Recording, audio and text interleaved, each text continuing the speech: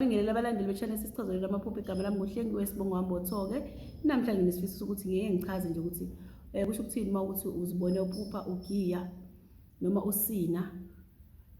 Uma ugiya bakwethu usuke lapho ukutshengiswa injabulo yokuthi wena kunento ethize oyitholile noma kunento ethize ekujabulisile ngoba uyinqobile. Uzogiya-ke lapho. Kodwa nje uthi kade ungazelele lutho, ungazi lutho uthi uyabona uyalala uyayiphupha uyagiya, leyo nto bakwethu isuke ibika isifo. Uma ube nento njengaleyo nje uthi usewulele wena wayiphupha ugiya, usuke kusho isifo. Uma ngabe uphinde futhi wayiphupha usina, usuke kusho isifo. Lokho usina ushaya ingoma kusho ukugula lokho ongazigcina kucishe kudlula nomphefumulo wakho uma usina. Eyokugiya isuke isho ukuthi kunesifo singacishe sithathele umphefumulo noma sisho ukuthi kunalabo abantu abazama ukuthi bakudlulisele kwelamathongo noma bakudlulise uhambe nje uNkulunkulu mangathi uzoya uNkulunkulu noma uye kwemndeni nyakeni. Ake ngiphinde-ke futhi uwena lapho sukuphila ugula unalutho uyiphupha ugiya, basuke benaleyo nto abakwakhela yona usuku lokuthi cha kunabantu abafuna ukuthi udlule emhlabeni bayakwenzela uzophupha ugiya. Ake siphinde futhi size kumuntu ogulayo.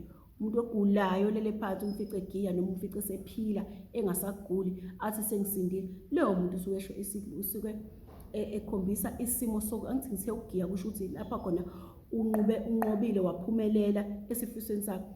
Uma ogulayo umphupha egiya, umphupha ephilile, umphupha ejabule ethi ngaze ngaphila noma egiya, usuke senqobe ukugula loyo muntu. Akasezolwa nakho unomphela kodwa usezokushiya ukugula adlulele kwabantu bakubo kwelamathongo-ke akubo.